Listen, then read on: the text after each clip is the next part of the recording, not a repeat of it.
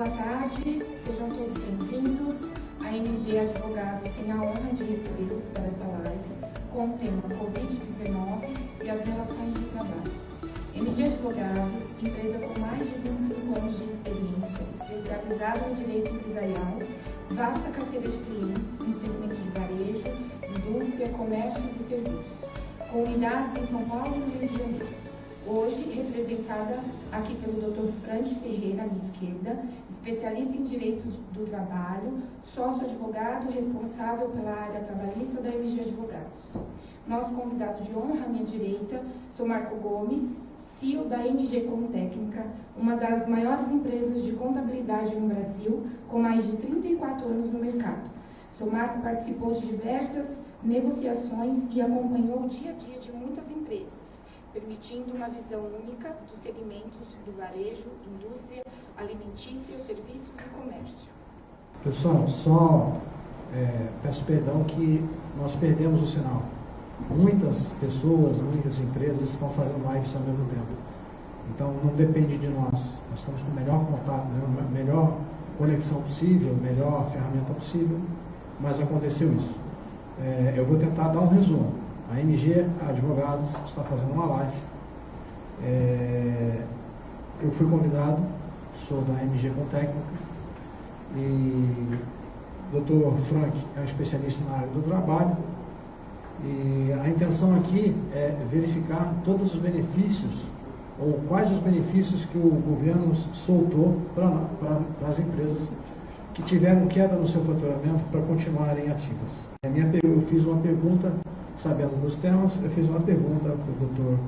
Frank, especialista na área do trabalho, que foi a seguinte: quais as atitudes que o governo tomou para ajudar as empresas que tiveram o seu faturamento derrubado tremendamente?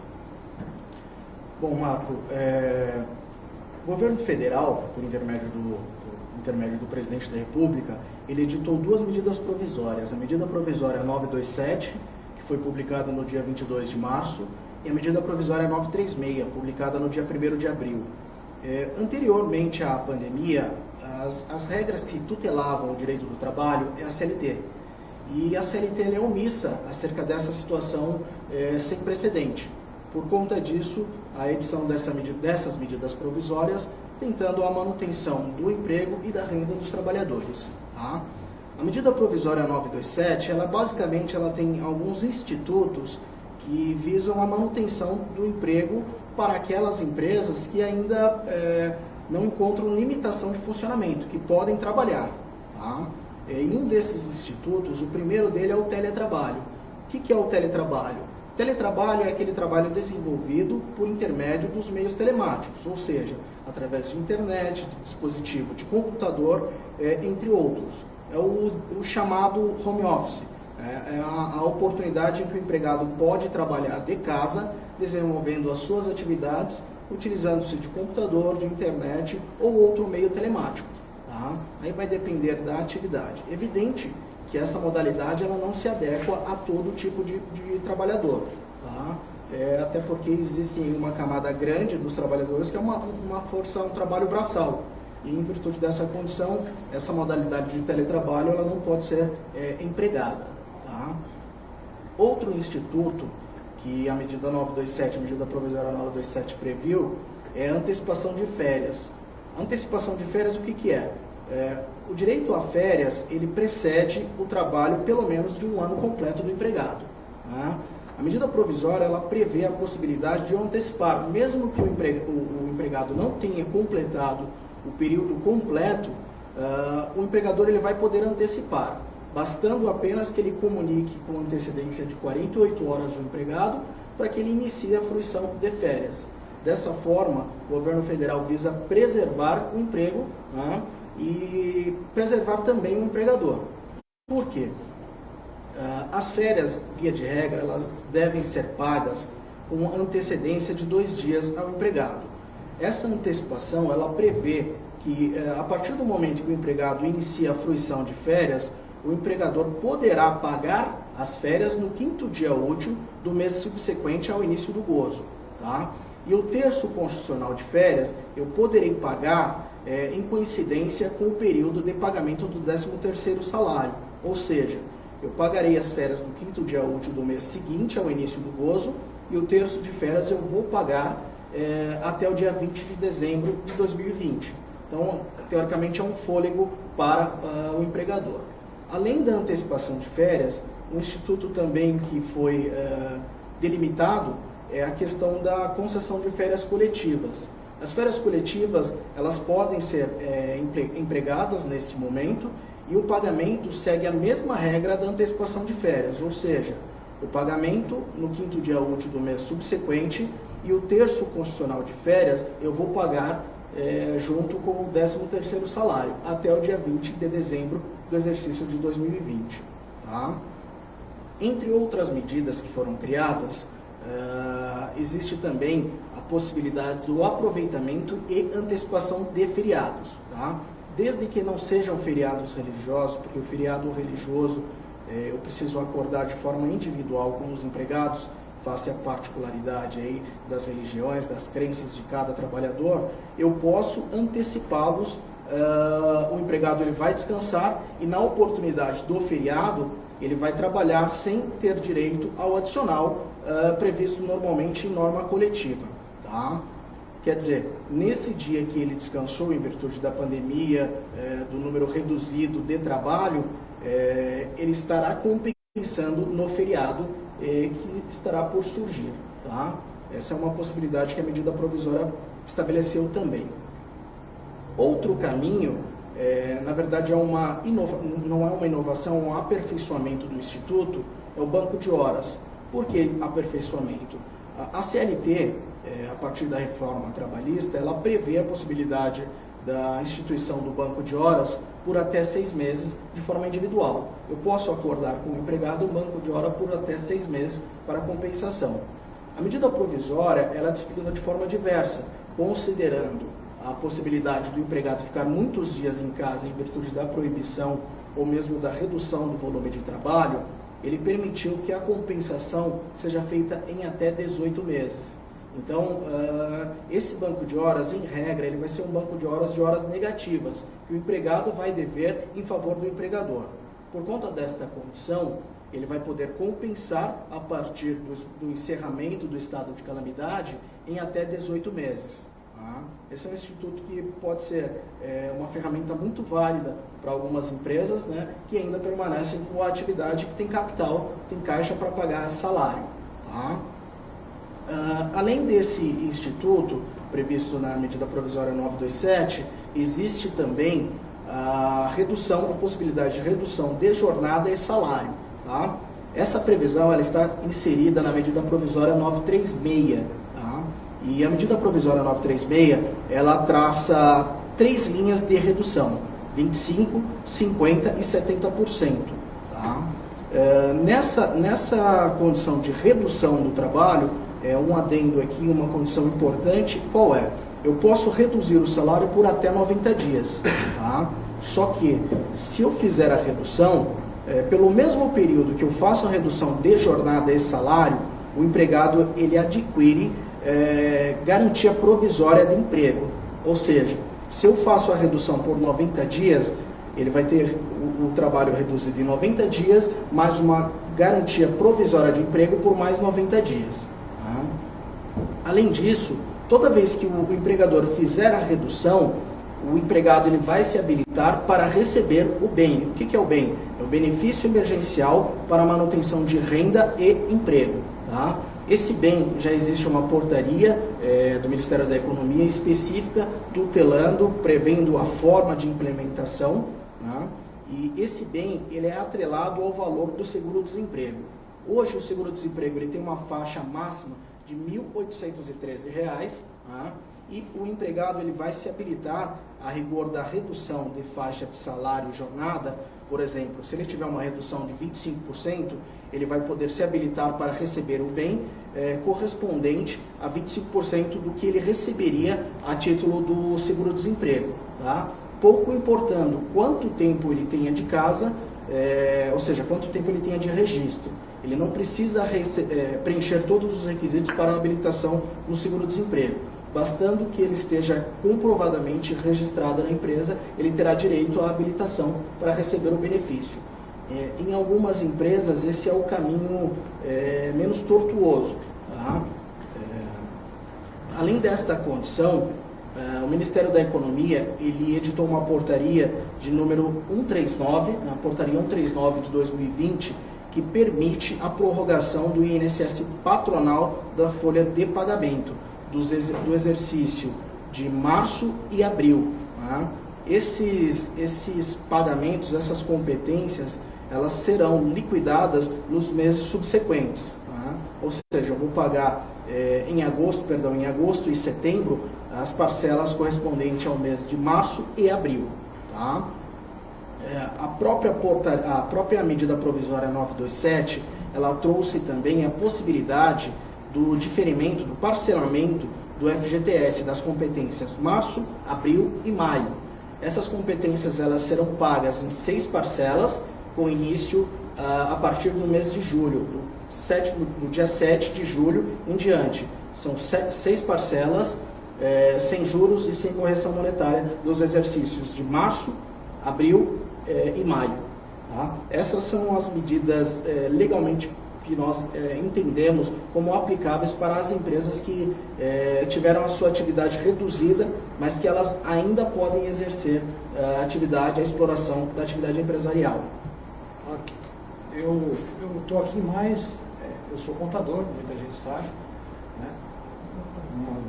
CEO de uma das maiores, desculpem, eu sou contador, como muitos sabem, CEO de uma das maiores empresas de contabilidade no Brasil hoje, mas eu estou aqui como empresário, né? Então eu vou tentar transformar toda essa parte jurídica que o doutor falou numa parte prática, né? Sua empresa, por exemplo, ela reduziu o seu faturamento para 30%, né? Por exemplo, a tua empresa é uma empresa que nem a minha, né? Que você está com as atividades proibidas. Você pode trabalhar com home office, certo? E aí tem que procurar todos os benefícios de se trabalhar home office. Você vai ter que dar toda a estrutura para o funcionário, né? E continuar atendendo os seus clientes. Como eu, por exemplo, atendo uma grande camada de atividades que são de primeira necessidade. O segundo fato falado pelo doutor, a gente trabalha com uma possibilidade para você, antes de demitir, né, uma empresa que está faturando 30%, ela pode optar pelas férias coletivas, de parte dos funcionários ou da totalidade dos funcionários. Certo? Parte ou totalidade.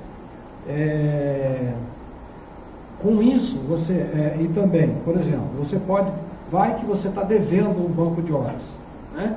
Você solta as pessoas com o banco de horas, até ele ficar numa normalidade zero. Isso eu chamo de enxugar uma possível rescisão, se for necessário. Aí você escolhe, se daqui a 30 dias não voltar ao normal, talvez seja necessário eu demitir alguns. Mas esses alguns podem reduzir muito. Eu posso fazer assim um exemplo de uma atividade de um grupo aqui que tinha 850 funcionários. Seu faturamento caiu tremendamente, ele pretendia mandar 650 embora, certo?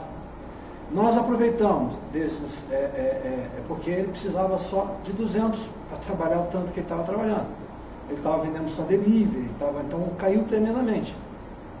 Aí, aproveitando a vaga que a legislação dá nessa redução de carga horária, né, que perante o que o doutor explicou, é assim, você reduz 70%, você vai pagar só 30% da carga horária para o funcionário. Os outros 70%, ele vai receber 70% do seguro-desemprego. Se for um salário de até 2.000, 2.000 e pouco, ele vai ter uma queda muito pequena, na intenção para o momento que a gente está passando, nos seus rendimentos, e vai trabalhar só 30% do tempo. A empresa, por sua vez, olha só se vocês acompanham a minha conta. Essa empresa que eu citei, ela tinha 850 funcionários. Entre 200 deles, a gente colocou de férias, a gente colocou como banco de horas e tal, e depois alguns tiveram que ser mandados embora, mas não os 600.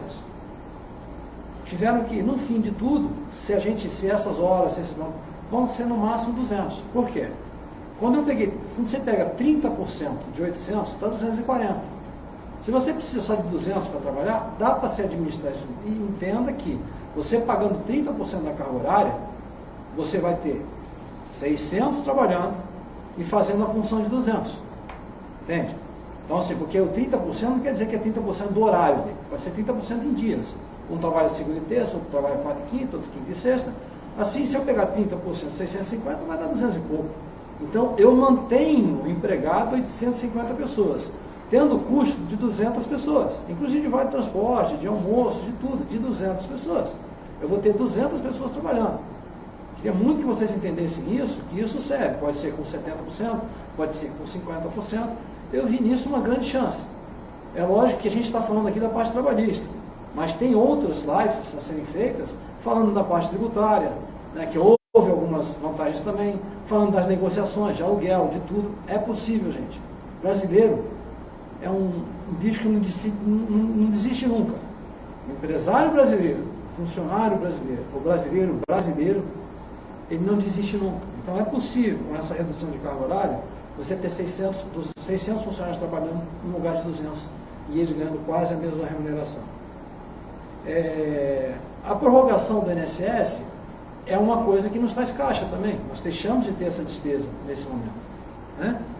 Bem como a prorrogação e o parcelamento do fundo de garantia, bem como em outras áreas, a prorrogação de alguns impostos, possibilidade de outras prorrogações, e outras lives, como nós vamos ter uma live aí quinta-feira, que a gente vai falar de recuperação judicial e discussão de contrato de bancos. Então, é possível, gente, é possível. Colocando Deus em primeiro lugar e fazendo a tua parte, é possível uma empresa que perde 70% do seu faturamento, ela continuar de pé. Agora, doutor, e as empresas que perderam 100% do seu faturamento? Tem alguma coisa para ela fazer, nem que seja temporariamente com os seus funcionários? Quais as atitudes que o governo tomou para ajudar as empresas que tiveram seu faturamento totalmente interrompido? Existe sim, Marco, uma previsão na medida provisória 936, mas antes de adentrar, eu só vou fazer um adendo que em caso de redução da jornada e salário, eu só posso fazer por intermédio de um acordo individual por empregado que recebe salário de até R$ 3.135 ou superior a R$ 12.202,12, tá? Nas faixas superior a 3.135 e até R$ 12.202,11, eu preciso intermediar uma negociação coletiva. Eu preciso negociar com o sindicato para fazer essa redução, tá? Mas não é impossível fazer. Com a minha experiência, eu posso dizer para o doutor que assim, eu conheço um pouquinho o sindicato. O senhor também conhece, só que o senhor é um cara totalmente legal, né? Não é que eu seja ilegal, mas eu duvido o sindicato que não vai fazer um acordo coletivo para você pagar a part-time na situação que a gente está hoje, né? Então eu só estou afirmando, mesmo aqueles que têm que falar com o sindicato, 99% que eles vão aprovar, você não concorda? Eu tenho essa expectativa, mas infelizmente essa medida provisória 936, ela foi editada, ela foi publicada no dia 1º de abril. 3 dias depois, o ministro Ricardo Lewandowski definiu uma liminar determinando que todo acordo de redução de jornada e salário deveria ser submetido ao crivo do sindicato. Qual o problema? A partir do momento dessa liminar, inúmeros sindicatos eles começaram a barganhar, né? Começaram a exigir alguma coisa em troca para acolher o acordo, né? Infelizmente, a gente sabe que tem uma condição implícita aí e o sindicato passou a exigir algumas situações. É fato que isso é a minoria, mas nós temos que alertar porque isso aconteceu de fato. Essa decisão liminar, ela caiu por terra, tá? O plenário do STF derrubou e hoje eu já posso restabelecer essa redução por um acordo individual para as faixas salariais de até R$ 3.135 ou superior a R$ 12.202,12, tá? Agora, retomando... Agora a gente vai fazer esse esse ping-pong para lá e para cá. Pelo que o senhor disse aí, eu também tinha ciência disso, os sindicatos passaram a cobrar uns honorários que não eram previstos em acordo coletivo, nada, para poder fazer essa intermediação, essa validação do acordo. Essa é uma realidade que quem tiver nessa faixa de 3 mil e pouco e 12 mil e pouco, talvez corra o risco, é quase certo que vai passar. Mas eu ainda acho que tudo bem, cobrando esses honorários ou não, a chance negativa, o senhor acha que o sindicato negar o acordo O senhor acha que é muito grande? Eu acho que é pequena. Eu acho que é pequena a chance dele inviabilizar o acordo. Tá? Mas o problema é que existe essa possibilidade. Tá? Mas a chance é pequena de fato. Tá? Inúmeros sindicatos, os mais atuantes aí, nós já tivemos experiência, eles acolheram esse requerimento do acordo para redução de jornada e até o acordo para suspensão sem criar qualquer empecilho, até porque eles têm ciência no momento da repercussão que isso vai gerar na economia. Tá? Então não houve muito problema. Tá? Retomando aí a pergunta para as empresas que estão com a atividade impedida em virtude de decreto tanto estadual quanto municipal, a medida provisória 936, ela prevê a condição da suspensão do contrato de trabalho por até 60 dias. Tá? Nesse período de 60 dias, tem uma condicionante que é faturamento de até R$ 4.800.000, receita bruta de 2019.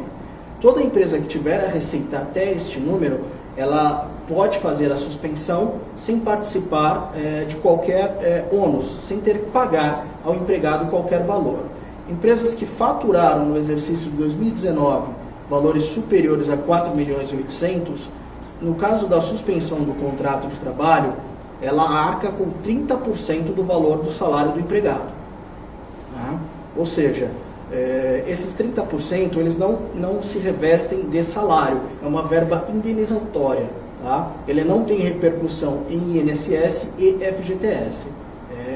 Tanto que a medida provisória ela trata de uma ajuda compensatória mensal, é a nomenclatura desse percentual de 30%. Ok, mas eu não sei se seria na área trabalhista ou em que área, mas tem uma área aí que para essa paralisação de 60 dias o governo disponibilizaria um valor para as empresas, não é isso? Na verdade, existe uma outra medida provisória, que é a medida provisória 944. O governo ele disponibilizou uma linha de crédito, né, para empresas que faturam de 360 mil a 10 milhões de reais, uma linha de crédito com juros de 3,65 ao ano, né, para pagamento de folha de pagamento, né, ou seja, para custeio da folha de pagamento por até 60 dias. E esse empréstimo, vamos dizer assim, ele pode ser pago em até 36 parcelas. Até fugiu um pouco da nossa pauta, ainda bem que o doutor é um cara bem preparado, porque isso aí tem a ver mais com as empresas que continuam em atividade, né? Ou até para as empresas que não continuam, né? Porque você pode pegar um empréstimo de fazer a redução, na realidade é um empréstimo para pagar 100% da totalidade, ou você pode fazer a redução da carga e pegar esse empréstimo para pagar a redução da carga. Na verdade, esse empréstimo é para pagar a folha de salário, ele é específico para a folha de salário. Tá? Inclusive o processamento tem que ser feito pelo banco, a empresa ela não vai pegar esse dinheiro e vai aplicar em outra atividade, é exclusivo para pagamento da folha de salário processada por instituição financeira. Tá, mas aí seria o salário sem o benefício de redução de carga horária, ou se eu reduzir a carga horária, você sabe se eu posso aproveitar esse empréstimo, eu sei que seria mais com o pessoal da área civil. A medida provisória ela não é específica, ela não trata da impossibilidade. Eu acredito que é possível sim, porque é justamente a folha salarial, né? E a medida provisória tem essa finalidade. Tá bom. Você pensou que tinha convidado um amigo, né? Parece que convidou um inimigo, né? Mas tá bom. Doutor, uma última pergunta, assim, em que momento o senhor acha que o jurídico deve começar a interagir? Quando passar a pandemia, que aí possivelmente os problemas vão começar a aparecer, o que o senhor pensa disso? Que momento que o jurídico deve começar a interagir da operação da empresa perante a esse momento que a gente está vivendo? Marco, nós temos muitos colegas, né, que advogam e eles atuam no contencioso. O que é o contencioso? Eles atuam já no litígio, no processo, na briga, né? E o foco da nossa atuação ela é diferenciada porque ela atua prevendo o problema. É um jurídico preventivo. A nomenclatura do produto que nós ofertamos é o jurídico preventivo. O que é o jurídico preventivo? O jurídico preventivo um advogado ele vai auditar a empresa, né, vai verificar quais são os caminhos que podem trazer problemas e vão tentar regulamentar, minimizar, alertar e instruir. Tá? Eu até costumo dizer, é o saber como agir, quando agir e como agir. Tá? Eu tenho inúmeros clientes que às vezes me ligam, olha, eu tenho problema X, Y, Z, o que eu faço?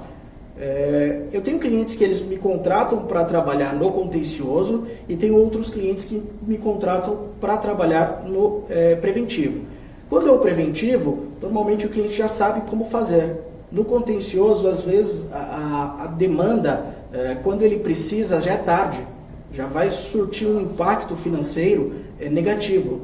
E dependendo da atitude, da demanda, isso pode quebrar uma empresa. Tá? E são dos mais variados problemas. Por exemplo, outro dia nós tivemos uma situação de um prestador de serviços que foi colocar uma telha galvanizada no telhado, ele estava sob efeito de álcool, encostou a telha na rede de alta tensão. Não preciso nem contar o que aconteceu. Tá? E graças a Deus e graças à nossa atuação preventiva, nós tínhamos o contrato de prestação de serviços registrados, nós tínhamos ficha de EPIs que esse colaborador deveria usar e a perícia constatou que a pessoa estava de fato sob efeito de álcool. O custo do meu cliente foi zero. A infelicidade foi que, infelizmente, esse prestador de serviço veio a óbito. Esse é um dos problemas. Eu poderia te perguntar, quanto vale uma vida? Não tem preço. Não tem preço. Pois então, o jurídico preventivo, ele funciona mais como um plano de saúde. É a mesma característica. Você paga e reza para não usar. Mas se precisar usar, você tem resguardo, você está garantido. Você imagina hoje se você precisasse socorrer de um SUS da vida. Tá? Por conta disso, a gente tem dito aí que o jurídico preventivo ele tem colhido bons frutos. Tá? Bons frutos e tem representado a redução de demandas de forma assim, expressiva. Eu vou tentar trazer até, me veio na cabeça agora, pode ser que não seja o caso, mas pelo que o doutor falou aí, muita coisa do que nós falamos aqui hoje é feito um acordo entre as partes, o empregador e o empregado. Será que o jurídico preventivo cairia bem nessa hora? Empregador, eu estou imaginando o empregador, eu e o empregado na minha frente assinando um acordo entre nós dois, certo? Só nós dois. Pode dar problema isso? Sim. Nem perguntei para ele, viu, gente? Sim, essas perguntas são de improviso do meu amigo, né? A gente já se conhece aí há pouco mais de 14 anos, então é bem tranquilo. De fato, pode trazer problemas, tá? Porque o empregado ele pode alegar coação, tá? Pode alegar que ele não sabia o que estava lendo, que infelizmente é o que normalmente acontece nas demandas trabalhistas, né? Você, vez ou outra, se depara com uma justa causa de um documento falsificado, adulterado, e o empregado acaba alegando que não foi ele quem produziu. Tá? Dependendo da forma como esse documento foi colhido, você acaba tendo que fazer a prova daquilo que você já provou. Tá? E nós até brincamos, o jurídico preventivo ele vem mesmo para orientar nessa condição de como fazer. Porque eu normalmente, quando eu tenho uma justa causa por documento falso e ou adulterado, a gente já está resguardado. Eu tenho um documento de que o empregado já apresentou aquele atestado, ele declarou e assinou que aquele atestado era para justificar as ausências de tais e tais datas. Se ele negar que aquele documento foi produzido por ele, nós temos condições de requerer a um juiz do trabalho que ele determine uma perícia grafo-documentoscópica para saber se aquela letra e aquela assinatura são do empregado. Tá? Então isso é amparado num manual de regras e procedimentos e na conduta e na vivência que a gente vem desempenhando junto a esse jurídico preventivo. Então, eu sou prova viva que o jurídico preventivo funciona tanto na área trabalhista quanto na área civil. Eu venho vivenciando com esse escritório já há mais de 20 anos. Problemas com o consumidor que é pego roubando, abordado por pessoas da forma errada e deixa do consumidor ser um criminoso e quem abordou passa a ser um criminoso.